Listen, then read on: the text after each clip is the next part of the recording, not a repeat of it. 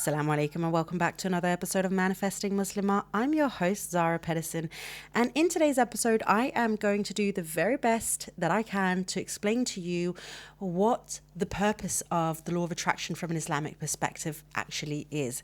And this is not about what the difference is between mainstream law of attraction from an Islamic perspective. I've already done that. If you haven't listened to that episode, go back a bit. I've definitely done an episode or two around that. I feel like, is it one or two? I can't remember. Either way, the point is that's already done. This is more about what it is in terms of the overall, like what's the point? What's the point of this? Why should we be doing this? Why should we be practicing law of attraction from an Islamic perspective as Muslims?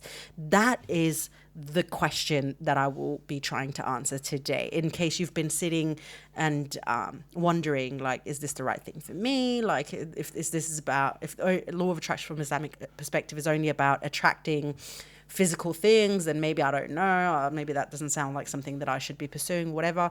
This is the episode for you, because this is where I'll be explaining to the best of my ability what it actually is. And some of you might sit back and think, shouldn't you have done this like from the beginning? You're almost a year into Manifesting Muslimah and this podcast and everything. And the truth is no. Well, maybe, but no, because this is new for me. Manifesting Muslimah is new. It's new for me to speak openly about concepts like law of attraction from an Islamic perspective. I haven't, until the point when I started actually posting about law of attraction from an Islamic perspective, hadn't seen other people really talk about it. And so this is new for me, and I still had to find sort of like my wordings, the vocabulary.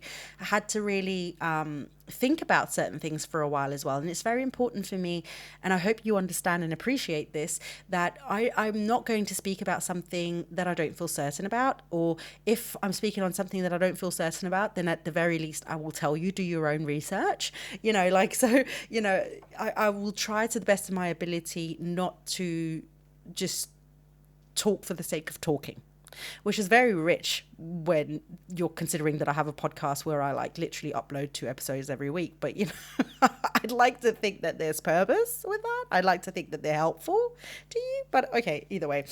Okay, so I'm going to go straight into it. I've got a few points that I want to get into today. There's 4 main things about the purpose of the law of attraction from an Islamic perspective for Muslims that I feel like is probably the ones that kind of are the biggest reasons why I find it so helpful for Muslims, or for me as a Muslim, to practice it. So I'll start with the first one. It's about living intentionally. Living intentionally, or living with intention. And I know that this can sound kind of ridiculous, because I think a lot of people feel like they do that. I feel like a lot of people feel like they live with intention. And the truth is that most people are not. Most people don't live with intention. They live by default. They live on autopilot. They live on habits, and what they're used to, and what society tells them to do, and what is expected of them. That is not intention. That is not you thinking about what you want, what's the reason behind it, what actions you need to take, and what the goal will feel like and look like, and also in relation to Allah. But intentionality, it's a very big word, especially when it comes to sort of like the way that you live your life. And I think it can be overlooked quite quickly in the greater scheme of things, because life, it feels busy, it feels overwhelming, it feels cluttered, and it feels like you can never really catch a break. So the whole point of like living with intention and breaking dysfunctional patterns and bringing new things in and stuff can feel really overwhelming at first, but it's to the point where it can be necessary if you want to live a fulfilling life. And I think this is just my opinion, by the way, so don't take this for like as gold or whatever. But like my personal opinion as a coach who meets a lot of people, and also as somebody who travels around the world a lot and meets new people from different cultures, is that most people, when you start questioning them and really asking them questions, they don't live a life that fulfills them. Most people live a life that feels disappointing to them, or feels like they're settling, or it kind of sad and maybe makes them angry or disappointed in themselves or their surroundings.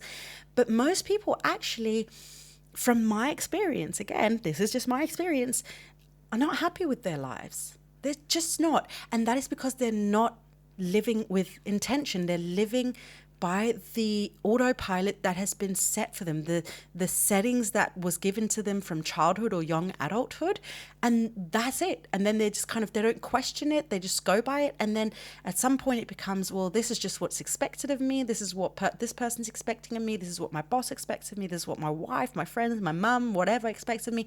And so you just continue repeating a pattern that doesn't satisfy you and doesn't give you the thing that you truly want in this life.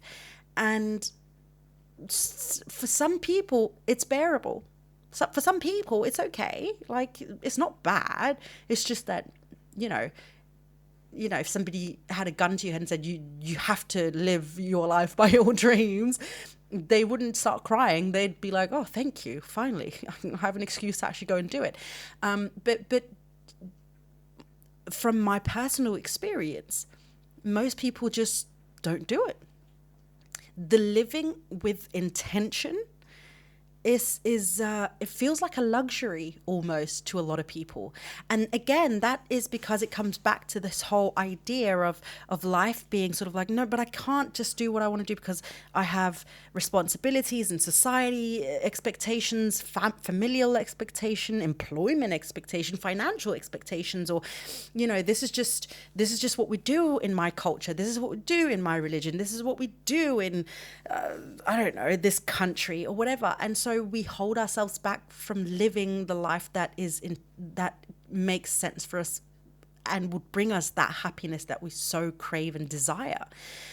And that is where the intention comes in, living with intention.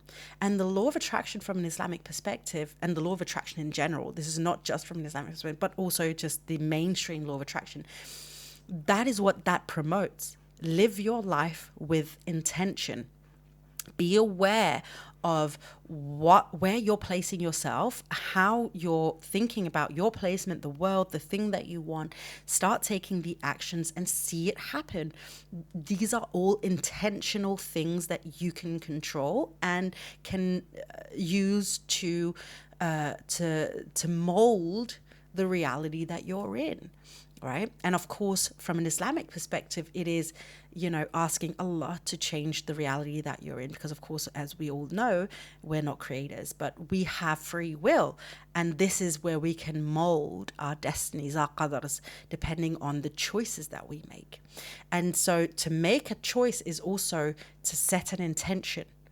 So remember that. So making a choice to quit your job so that you can set up that bakery or open the bakery that you've always wanted with your mum or your sister, or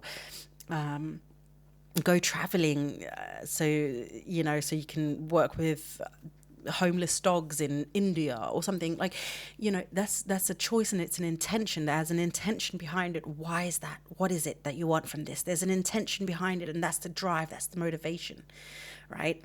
Maybe I can do a whole episode on this on its own, but I think I'm going to leave it there for now, so you understand that it's about living intentionally. Okay, so that's the first point. The second point, and this actually ties back to, I believe it was last week's episode where I spoke about deen over dunya and why that statement doesn't always work. And so this second point of the purpose of the law of attraction from an Islamic perspective is that this dunya supports the deen. And using the law of attraction from an Islamic perspective is very much that. It's the pursuement, of dunya in a way that supports your deen. And I think that is very important. I'm not going to go too deep into this point, because I feel like the episode that I did last week, I go into that quite well. This is a test, but of course we also have to show up to this test. And showing up to this test doesn't mean ignoring dunya. It means taking part, participating in this dunya, putting your best foot forward. But we want to do it in a way that supports the deen, that is not just dunya for the sake of dunya, but dunya for the sake of deen, dunya for the sake of Allah. And that is where law of attraction from an Islamic perspective specifically comes in, not law of attraction from a mainstream perspective. So this is, again, and I might be jumping a little bit between the two in these notes today, or in these points today, but I think it's important to understand that mainstream law of attraction is not going to teach you that. That's not mainstream law of attraction. Mainstream law of attraction is dunya for dunya's sake. It's dunya for your ego's sake. It is only about you and you being a creator and you creating the life that you want. Whereas law of attraction from an Islamic perspective is you pursuing dunya for the akhirah. And inshallah, the best in akhirah, right? It's pursuing dunya for the pleasure of Allah as his servant, right? So this is where law of attraction from an Islamic perspective looks very different from mainstream law of attraction, but very much the pursuit of dunya for the sake of deen, for the sake of deen. And in this note, and I can't remember if I said it in last week's episode, so I'm going to say it now real quickly for you as well. If you are struggling really, really hard in dunya, but you think that it's okay because I'm on my salah and everything, but the struggle is making you resentful, giving you anxiety, making you fearful, whatever, that's going to affect your deen potentially in the long run. And so this is where I'm saying dunya to support deen, because the better we feel, the stronger the stronger our deen's also going to be. When we have poor health, we might not be able to perform our salah. We might not be able to do umrah or hajj. So of course, dunya when we have the opportunity to look after our health is very much also taking care of that health, because that health supports the deen. And so that's what I mean when I say dunya in support of deen. Okay. And the third point kind of tags a little bit alongside this dunya supporting deen, but it is a way for us to keep coming back to Allah while pursuing this dunya. And I think this is very important. So again, it's a little bit like the second point, but at this point it's about making every intention and conscious intention that we're making in this dunya a conscious decision and step towards Allah subhanahu wa ta'ala. And now I know a lot of us can feel a little what's the word, I don't want to say proud, maybe stubborn. Let's call it stubborn. If it's the wrong word, then that's fine, and if it's triggering you, then that's okay. I don't mean it's necessary. I'm just struggling to find the word, but let's call it stubborn. We can get a little stubborn and be like, everything I do is for Allah. And then at the same time, I'm like, yeah, but we're all kind of lying to ourselves a little bit. We're all kind of lying to ourselves. And I'm putting myself in there as well. So I'm not like having a go at you, sis. Like, please, just don't come at me, right? But we're all kind of lying to ourselves a little bit because, and this is one thing that I've said time and again, and I've said it in my membership meetings and everything, dunya does what dunya does best, which is dunyaing. And dunya distracts. So we're not always consciously doing everything for Allah. Subconsciously, we do things and we fall into the subconscious patterns and habits, and we're just kind of doing things for the sake of doing things and moving along and moving along and moving along. And in these sort of like, oh, I'm just moving along and just doing the things, there is like this conscious taking a step back or subconscious taking a step back. So it's not that we've forgotten about Allah or anything like that, but it is that the actions that we're taking aren't necessarily like, this is, I'm doing this because Allah has guided me this way, or Allah has given me a vision for this, or Allah has inspired me with this dream, or because I trust Allah's plan and I'm following through on something even though it scares me. It's very much just I do this because this is what I do, and we just move on with things. That's just it. And in that sort of like unintentional living, there is a part that I personally at least would argue is where we sometimes what's it called, like if not attach, what's detach. Sorry, I'm struggling with my words today. I'm on my period. It's a whole day. It's like a thing, okay? But where we detach slightly, because dunya is calling. Okay, dunya is calling, and we need to answer, because we all need to go through this dunya to get to the akhirah, right? And so when dunya is calling, we can't just ignore it either. We can't ignore it when Allah calls, but we also can't ignore it when dunya is calling, because if we do that, we might lose our homes, we might lose our family, we might lose our income, we might lose our family, our friends. You know, there are things that we need to do in this dunya for this dunya also to work for us, okay? And in those things, sometimes we're just left on autopilot, right? And when we're not living intentionally, we might end up in a job where the job is such that we can't take breaks to pray, or that we can't fast during Ramadan, or that we become agitated or whatever. And so living with the intention is also looking at, okay, how can I intentionally live also at work? How can I intentionally make steps so that my work is also now a part of my servitude to Allah? So this is not about, quitting everything and leaving everyone and whatever. This is about living that intention with intentionality in this dunya, so that you keep coming back to Allah in everything that you do and touch and think about doing, that it constantly brings you back to Allah. And that is what the law of attraction from an Islamic perspective does, because it makes you take stock of everything in your life. Your mindset, your belief system, the actions you take, the actions you don't take, the people you're befriending, the people you're avoiding, why you don't take action on something that you feel inspired to do, why you're taking action on things that are not going to benefit you. All of these things come back to you having to, ultimately live a life intentionally as Allah's servant in this dunya, so that it can serve your deen and inshallah your life in the akhirah. Okay? It's okay. It's okay. What happened? Oh, I think he had a little nightmare and he woke himself up. He's an old man. I think he's got a little bit of dementia. I don't know. He's so cute. So fourth and final point is about creating self-awareness and being on top of that, taking responsibility of our own lives.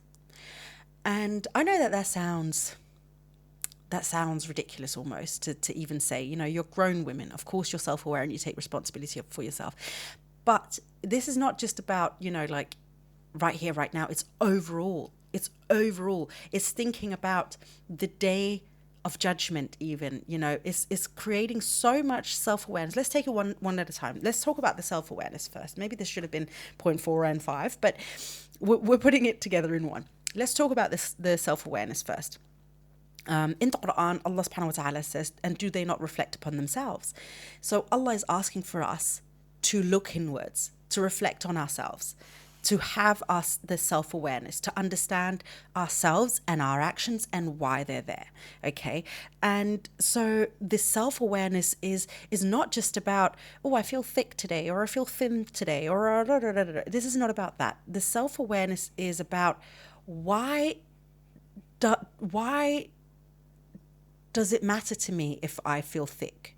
Why is it coming into me if some people say you look good and my instant knee jerk is, I need to lose 5 kilos. This is basically, honestly, that's me lately. So I'm just speaking from experience. I say 20 though, not 5, but okay, we can shave off a few kilos, I suppose, just for the sake of this podcast. No, but why do we come back to this point? And understanding where it's coming from, what's the drive, why is it a trigger point for us, what's going on with this, and rearranging some things that might not be necessary for us, that might be limiting for us, or might be distracting for us in the greater pursuit of something else. Okay, so self-awareness is very much understanding yourself to the point where you know why you're acting on things when you're acting on it, or why you're not acting on things when you're not acting on it, or why you need to take a break when you need to take a break, why you are pursuing something. It's very much creating a very large understanding of yourself as a person, so that you can understand how you lead your life, but also, and I think this is also very important to put in here, so that you can understand who you are to other people. Very, very important to create self-awareness, not just for yourself, but for the people around you. So you know why somebody in your life reacts the way that they do when they're around you. And if it's problematic, then it's something, I always say to people, everything that happens around you is a reflection of what you might be allowing. So if somebody is acting like an asshole to you, maybe there's a part of you that's allowing them to do that, because at any moment you can choose to say, I'm not participating in this, and move away. Yes, even your family, even your husband, even your kids, and set boundaries. It's not easy. Like, I can say it and it sounds easy, but I know in practice it's not easy. But it's creating the self-awareness and the love and respect for yourself to be able to do that for yourself, so that you can create a better life for you and for the people around you. Because we actually all need quite a bit of boundaries in order for us to feel happy in this life. That is just like a little side note, by the way. That's why the Quran has boundaries, because it actually makes us happier. It makes us happier. It really does. Okay. Anyway, as I said, little side note. So self-awareness on a greater level, not just about, oh, I look good in pink, or, I like my hijab tied this way or my hair done that way. It's really self-awareness on a larger scale, so you understand yourself and understand when you need to change something, when you need to invest more in something within yourself, when you need to erase something or change it entirely so that it looks different, or whatever it might be, so that you become a person who is in charge of your life and not somebody who's letting life become in charge of them. Okay. And the second point about taking responsibility of our lives. Now, this is not necessarily about like, oh, I had an argument with you, so I'm going to say sorry. Or like, I know I was in the wrong, so I'm going to take responsibility. Or I broke the glass, I'm going to take responsibility and buy another one. I mean, of course, this too, but this is about taking responsibility of our lives on a spiritual level. This is our very much day of judgment, Yawm al-Qiyamah responsibility we're talking about, because one day we will all stand face to face with Allah and have to take responsibility. There is no running away from it.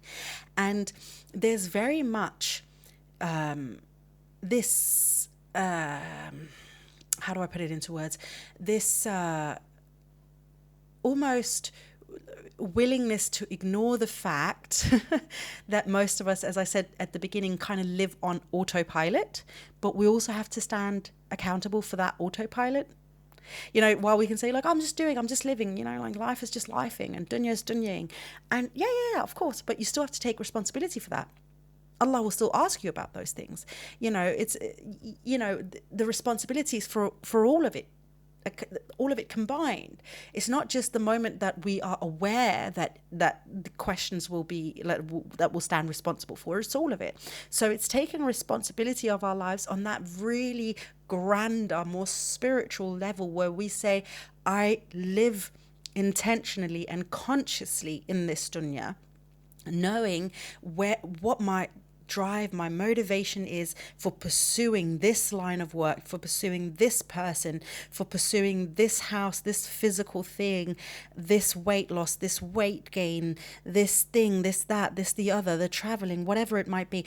And because again, every single decision brings you back to Allah, brings you back to, I am taking responsibility of my life. You have given me the gift of free will, and I'm not squandering it away on autopilot decisions. I am making conscious decisions as a fully formed human being, as you, Ya Allah, have created in this dunya. And as such, I step up into that responsibility of this life you have given me to take care of, and this soul that you have given me to be responsible for, and its pleasure or pain in the akhirah.